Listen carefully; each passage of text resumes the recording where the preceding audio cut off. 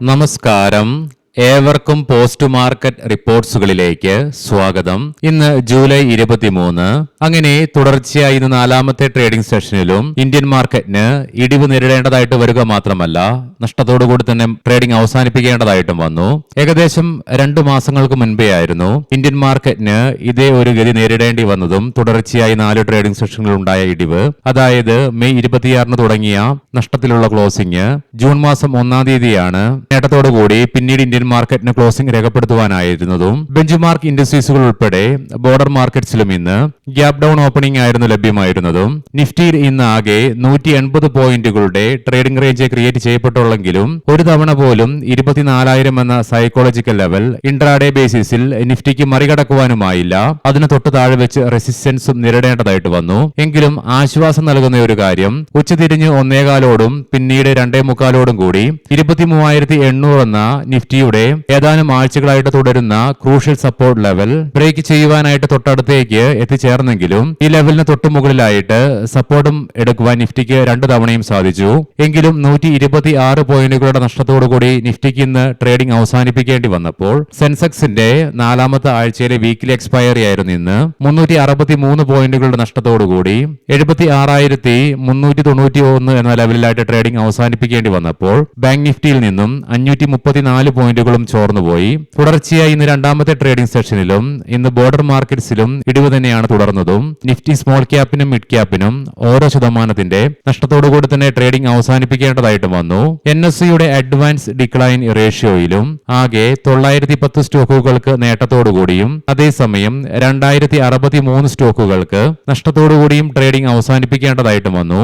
SBI life insurance, Bajaj auto, M&M, TCS, Tata consumer products തുടങ്ങിയ സ്റ്റോക്കുകൾക്ക് ഇന്ന് നിഫ്റ്റിയിലെ ടോപ്പ് ഗെയിനേഴ്സ് ആയിട്ട് മാറുവാനായപ്പോൾ Adani enterprises, Nestle India, Shriram finance, Adani ports, Grasim industries തുടങ്ങിയ സ്റ്റോക്കുകൾക്ക് ഇന്ന് നിഫ്റ്റിയിലെ ടോപ്പ് ലൂസേഴ്സ് ആയിട്ട് മാറേണ്ടതായിട്ടും വന്നു. സെക്ടർ വൈസ് ആയിട്ടുള്ള പെർഫോമൻസ് നോക്കുകയാണെങ്കിൽ ബ്രോഡ് ബേസ്ഡ് ആയിട്ട് ഒട്ടുമിക്ക മേഖലകൾക്കും തന്നെ നഷ്ടത്തോടുകൂടി തന്നെ ട്രേഡിംഗ് അവസാനിപ്പിക്കേണ്ടി വന്നപ്പോൾ കുറച്ച് മേഖലകൾക്ക് മാത്രമേ ഇന്ന് നേട്ടത്തോടുകൂടി ഗ്രീൻ ആയിട്ട് ട്രേഡിംഗ് അവസാനിപ്പിക്കുവാനുമായുള്ളൂ. നിഫ്റ്റി റിയാലിറ്റിക്ക് ഇന്ന് 1.94% ഇടിവോടുകൂടി വേഴ്സ്റ്റ് പെർഫോമിംഗ് സെക്ടർ ആയിട്ട് മാറുകയും ചെയ്തു. കൂടാതെ oil and gas, infrastructure, PSU bank, energy തുടങ്ങിയ മേഖലകൾക്ക് 1% ഇടിവും നേരിടേണ്ടതായിട്ട് വന്നു.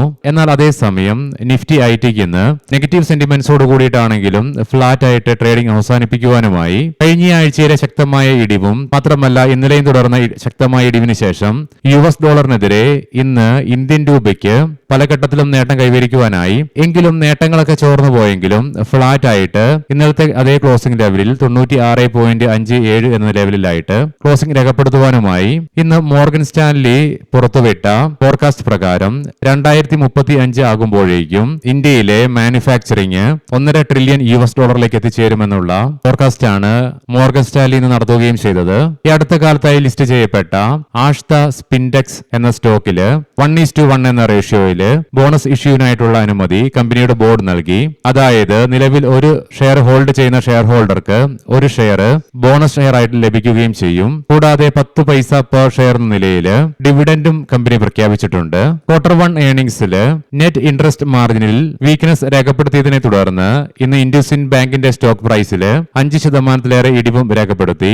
ഗ്ലോബൽ റേറ്റിംഗ് ഏജൻസിയായ ബേൺസ്റ്റീന്റെ ഭാഗത്ത് നിന്നും അണ്ടർ പെർഫോമിംഗ് റേറ്റിംഗ് നൽകിയതിനെ തുടർന്ന് അദാനി ഗ്രീൻ എനർജിയുടെ സ്റ്റോക്ക് പ്രൈസിൽ ഇന്ന് 5% ഇടിവ് ഇൻട്രാഡേ ബേസിസിൽ അനുഭവപ്പെടുകയും ചെയ്തു. കഴിഞ്ഞ ദിവസം വന്ന Q1 ഏർണിംഗ്സിനെ തുടർന്ന് ഇന്നലെ ബന്ധൻ ബാങ്കില് 17% ഇടിവ് രേഖപ്പെടുത്തിയെങ്കിൽ ഇന്നലെ നമ്മൾ പോസ്റ്റ് മാർക്കറ്റ് റിപ്പോർട്ട്സിൽ കണ്ടിരുന്നു.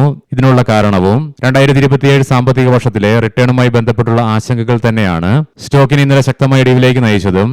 മാത്രമല്ല തുടർച്ചയായി ഇന്ന് 2ാമത്തെ ട്രേഡിംഗ് സെഷനിലും സ്റ്റോക്കിൽ ഇടിവ് തുടർന്നു. തൽഫലമായി 2 ട്രേഡിംഗ് സെഷനുകൾ കൊണ്ട് ഏകദേശം 21% ഇടിവും സ്റ്റോക്കിന് നേരിടേണ്ടതായിട്ട് വരികയും ചെയ്തു.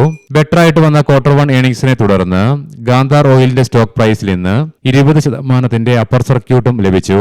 ഇനി നമുക്ക് ഇന്ന് നമ്മുടെ മാർക്കറ്റിനെ തുടർച്ചയായി 4ാമത്തെ ട്രേഡിംഗ് സെഷനിലും നഷ്ടത്തോടുകൂടി തന്നെ ട്രേഡിംഗ് അവസാനിപ്പിക്കുവാൻ ഇടയാക്കിയ കാരണങ്ങൾ എന്തൊക്കെയാണെന്ന് വിശദമായി തന്നെ പരിശോധിക്കാം. ഇന്ന് രാവിലെ പ്രീ മാർക്കറ്റ് റിപ്പോർട്ട്സിലും ഇന്നലത്തെ പോസ്റ്റ് മാർക്കറ്റ് റിപ്പോർട്ട്സിൽ നമ്മൾ കണ്ടിരുന്നു. അതായത് വെസ്റ്റ് ഏഷ്യൻ പ്രശ്നങ്ങൾ ആരംഭിച്ചതിന് ശേഷം 4 മാസങ്ങൾ പിന്നിടുന്ന വേളയിൽ ഹോർമൂസുമായിട്ടുള്ള പ്രശ്നങ്ങൾ നിലനിൽക്കുമ്പോഴും പുതുതായിട്ട് ഒന്നിലേറെ ദിനങ്ങളായി ചെങ്കടലില് അഥവാ ബാബൽ മന്ദില് അനുഭവപ്പെടുന്ന പുതിയ പ്രതിസന്ധിയും ഗ്ലോബൽ മാർക്കറ്റില് എണ്ണയുടെ ചരക്ക് നീക്കത്തിനെ സാരമായ രീതിയിൽ തന്നെ ബാധിക്കുന്നുമുണ്ട്.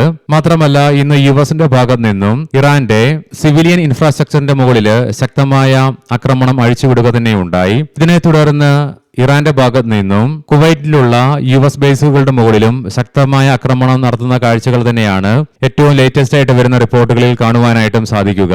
ആയതിനാൽ തന്നെ ഹോർമൂസും കൂടാതെ ചെങ്കടലിൽ ഉടലെടുത്ത പുതിയ പ്രതിസന്ധിയും മൂലം മാത്രമല്ല മിഡിൽ ഈസ്റ്റിലെ ആകമാനം നിലവിൽ അനുഭവപ്പെടുന്ന അനിശ്ചിതാവസ്ഥ മൂലവും ഇന്ന് എണ്ണയുടെ വിലയിൽ തീപിടിക്കുന്ന കാഴ്ചകൾ തന്നെയാണ് കാണുവാനായിട്ടും സാധിക്കുക. ബ്രെന്റ് ക്രൂഡിന്റെ വിലയിൽ 4.25%-ലേറെയും ക്രൂഡ് ഓയിലിന്റെ വിലയിൽ 4.5%-തിനടുത്തും ഉയർച്ചയാണ് അനുഭവപ്പെടുന്നത്. ബ്രെന്റ് ക്രൂഡിന്റെ വില $98.54 ആയിട്ടും ക്രൂഡ് ഓയിലിന്റെ വില $90.39 per ബാരൽ എന്ന നിലയിലേക്കും എത്തിച്ചേർന്നു. രാവിലെ പ്രീ മാർക്കറ്റ് റിപ്പോർട്ട്സിലും കണ്ടിരുന്നു എണ്ണയുടെ വിലയിൽ ഉണ്ടാകുന്ന ഉയർച്ച. കഴിഞ്ഞ വെള്ളിയാഴ്ച മുതൽ ആരംഭിച്ച എണ്ണയുടെ വിലയിൽ ഉണ്ടായ ഉയർച്ച തുടർച്ചയായി 5ാമത്തെ ട്രേഡിംഗ് സെഷനിലും ശക്തമായ ഉയർച്ച രേഖപ്പെടുത്തിയത് ഗ്ലോബൽ മാർക്കറ്റിലെ 3ാമത്തെ ലാർജസ്റ്റ് എണ്ണയുടെ ഇമ്പോർട്ടർ ആയിട്ടുള്ള ഇന്ത്യയെ സംബന്ധിച്ചിടത്തോളം ക്ഷീണമേൽപ്പിക്കുന്ന കാര്യം തന്നെയാണ്. ഇന്നലെ വീണ്ടും തുടർച്ചയായി 2ാമത്തെ ട്രേഡിംഗ് സെഷനിലും വിദേശ ധനകാര്യ സ്ഥാപനങ്ങൾ സെല്ലിംഗ് നടത്തുക മാത്രമല്ല ആഭ്യന്തര ധനകാര്യ സ്ഥാപനങ്ങളും പതിവിന് വിപരീതമായിട്ട് അതായത് വിദേശ ധനകാര്യ സ്ഥാപനങ്ങൾ സെല്ലിംഗ് നടത്തുമ്പോഴും ആഭ്യന്തര ധനകാര്യ സ്ഥാപനങ്ങളുടെ ഭാഗത്ത് നിന്നും ശക്തമായ ബൈയിങ് ആയിരുന്നു 1.5 വർഷത്തിലേറെ കാലമായിട്ട് ഇന്ത്യൻ മാർക്കറ്റിൽ അനുഭവപ്പെട്ടുകൊണ്ടിരുന്നതും. എന്നാൽ അതിന് വിഘാതം ഏൽപ്പിച്ചുകൊണ്ട് മാർക്കറ്റിനെ നിക്ഷേപകരെയും നിരാശപ്പെടുത്തുന്ന ആക്ഷൻ ഇന്നലെ ആഭ്യന്തര ധനകാര്യ സ്ഥാപനങ്ങളുടെ ഭാഗത്ത് നിന്ന് വന്നതും കൂടാതെ വിദേശ ധനകാര്യ സ്ഥാപനങ്ങൾ തുടർന്ന സെല്ലിങ്ങും ഇന്ത്യൻ മാർക്കറ്റിന്റെ കോൺഫിഡൻസിനെയും ശക്തമായി തന്നെ ഇന്ന് പരിക്കേൽപ്പിച്ചു.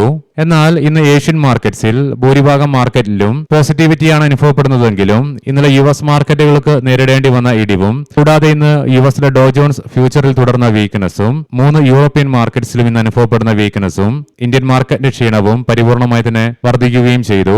ഇതിനെല്ലാം പുറമെ ഇന്നലെ 5.5%-തിനടുത്ത് ഉയർച്ച രേഖപ്പെടുത്തിയ ഇന്ത്യ വിക്സിൽ ഇന്ന് ഒരു ഘട്ടത്തില് 3%-ലേറെ ഉയർച്ച അനുഭവപ്പെടുക മാത്രമല്ല 1.35%-ന്റെ ഉയർച്ചയോടുകൂടി 13.47 എന്ന ലെവലിലേക്ക് ഇന്ത്യ വിക്സ് ഉയർന്നതും സെൻസെക്സിന്റെ വീക്കിലി എക്സ്പയറിനനുബന്ധിച്ച് അനുഭവപ്പെട്ട വോൾട്ടാലിറ്റിയും ഇന്നത്തെ നമ്മുടെ മാർക്കറ്റിന്റെ ഗതിവിധികളെ സാരമായ രീതിയിൽ തന്നെ ബാധിക്കുകയും ചെയ്തു. ഗ്ലോബൽ മാർക്കറ്റിലേക്ക് വന്നു കഴിയുമ്പോൾ ഏഷ്യൻ മാർക്കറ്റ്സിൽ ജപ്പാൻ, സിംഗപ്പൂർ, ഇന്തോനേഷ്യൻ മാർക്കറ്റുകൾക്ക് മാത്രമേ ഇന്ന് നഷ്ടത്തോടുകൂടി ട്രേഡിംഗ് അവസാനിപ്പിക്കേണ്ടി വന്നുള്ളൂ. ബാക്കി എല്ലാ ഏഷ്യൻ മാർക്കറ്റ്സിനും നേട്ടത്തോടുകൂടി തന്നെ ട്രേഡിംഗ് അവസാനിപ്പിക്കുവാനുമായി ഗോൾഡിന്റെ വിലയിൽ രാവിലെ 1.25%-ലേറെ ഉയർച്ച അനുഭവപ്പെട്ടെങ്കിൽ ഇപ്പോൾ 1%-ഓളം ഇടിവാണ് അനുഭവപ്പെടുന്നത്. അതായത് രാവിലത്തെ വില വെച്ച് നോക്കുമ്പോൾ ഏകദേശം 2.25%-ന്റെ ഇടിവ് അനുഭവപ്പെടുന്നുമുണ്ട്. $486.65 per ഔൺസ് എന്ന നിലയിലായിട്ടാണ് ഗോൾഡിൽ ട്രേഡിംഗ് നടന്നുകൊണ്ടിരിക്കുന്നതും. ഇനി നമുക്ക് ഇന്നത്തെ പ്രധാനപ്പെട്ട സ്റ്റോക്കിംഗ് ന്യൂസുകൾ പരിശോധിക്കാം. മുൻകൂട്ടി ഓർമ്മിപ്പിച്ചുകൊള്ളട്ടെ, ഇത് ഒരു ബൈ ഓർ സെൽ റെക്കമെൻഡേഷൻ അല്ല. TTK ഹെൽത്ത് കെയർ, ഇവ, ഗുഡ് ഹോം എന്നീ ബ്രാൻഡുകൾ 256 കോടി രൂപയ്ക്ക് വിപ്രോ എന്റർപ്രൈസസിന് വിൽക്കുവാൻ കമ്പനിയുടെ ബോർഡ് അംഗീകാരം നൽകി. ഭാരതി എയർടെൽ ലണ്ടൻ സ്റ്റോക്ക് എക്സ്ചേഞ്ചിൽ എയർടെൽ മണി ലിസ്റ്റ് ചെയ്യുവാനുള്ള പദ്ധതികൾ കമ്പനി രൂപീകരിക്കുന്നു എന്നുള്ള റിപ്പോർട്ട്സ് വരുന്നുണ്ട്. IDFC first bank Chhattisgarh smart city ലിമിറ്റഡിന്റെ IDFC ഫസ്റ്റ് ബാങ്ക് അക്കൗണ്ടുകളിൽ നിന്ന് 657 കോടി രൂപയുടെ ഫണ്ട് മകമാറ്റിയെന്ന് ആരോപിച്ചിട്ടുള്ള കേസുമായി ബന്ധപ്പെട്ടുകൊണ്ട് ഛത്തീസ്ഗഡിലും ലുധിയാനയിലും വിവിധയിടങ്ങളിലായിട്ട് ഇന്ന് CBI പരിശോധന സംഘടിപ്പിച്ചു. ആസാദ് എഞ്ചിനീയറിംഗ് എഞ്ചിൻ ഘടകങ്ങളുടെ നിർമ്മാണത്തിനും അസംബ്ലിക്കും ശേഷം തങ്ങളുടെ ആദ്യത്തെ എക്സ്പാൻഡബിൾ തദ്ദേശീയ ടർബോ ജെറ്റ് എഞ്ചിൻ DRDOയ്ക്കും ഇന്ത്യ ഗവൺമെന്റിന്റെ പ്രതിരോധ മന്ത്രാലയത്തിനും കമ്പനി കൈമാറി. സൂസ്ലോൺ എനർജി ആന്ധ്രാപ്രദേശിലെ വാരി ഫോർ എവർ എനർജീസിൽ നിന്ന് 201.6 മെഗാവാട്ടിന്റെ ആദ്യത്തെ ഓർഡർ കമ്പനിക്ക് ലഭിച്ചു. PTC ഇൻഡസ്ട്രീസ് തദ്ദേശീയമായി നിർമ്മിക്കുന്ന ഭാരം കുറഞ്ഞ ടാങ്ക് ഘടകങ്ങൾക്കായുള്ള തന്ത്രപരമായ DRDO കരാർ കമ്പനി സ്വന്തമാക്കി.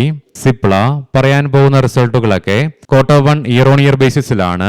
കമ്പനിയുടെ കൺസോളിഡേറ്റഡ് പ്രോഫിറ്റില് 39%-ന്റെ ഇടിവ് രേഖപ്പെടുത്തിയപ്പോൾ റവന്യൂവില് 2.3%-ന്റെ നേരിയ വർധനവും രേഖപ്പെടുത്തി. PVR ഐനോക്സ് കഴിഞ്ഞ വർഷം ഇതേ ക്വാർട്ടറിൽ 54.5 കോടി രൂപ ലോസ് റിപ്പോർട്ട് ചെയ്ത കമ്പനി ഇത്തവണ 56.5 കോടി രൂപയുടെ പ്രോഫിറ്റ് റിപ്പോർട്ട് ചെയ്തു. റവന്യൂവിലും 11.9%-ന്റെ വർധനവും രേഖപ്പെടുത്തി. ചെന്നൈ പെട്രോൾ പെട്രോളിയം പ്രോഫിറ്റില് 27% ഇടിവ് രേഖപ്പെടുത്തിയപ്പോൾ റവന്യൂവില് 43.5% വർധനവും രേഖപ്പെടുത്തി. വിശാൽ മെഗാമാർട്ട് നെറ്റ് പ്രോഫിറ്റില് 26% വർധനവ് രേഖപ്പെടുത്തിയപ്പോൾ റവന്യൂവില് 19% വർധനവും രേഖപ്പെടുത്തി. Ujjivan small finance bank net പ്രോഫിറ്റില് കഴിഞ്ഞ വർഷം ഇതേ ക്വാർട്ടറിൽ 103 കോടി രൂപയിൽ നിന്നും ഇത്തവണ 317 കോടി രൂപയായിട്ട് വർദ്ധിച്ചപ്പോൾ നെറ്റ് ഇൻട്രസ്റ്റ് ഇൻകത്തിലും 39% വർധനവും രേഖപ്പെടുത്തി. നോവർട്ടീസ് ഇന്ത്യ നെറ്റ് പ്രോഫിറ്റില് 16.7%ന്റെയും റവന്യൂവില് 18.7%ന്റെയും വർധനവ് രേഖപ്പെടുത്തി. ഏവർക്കും നല്ലൊരു സായാഹ്നം ആശംസിക്കുന്നു. നാളെ രാവിലെ പ്രീ മാർക്കറ്റ് റിപ്പോർട്ട്സുമായി കണ്ടുമുട്ടാം. നന്ദി, നമസ്കാരം.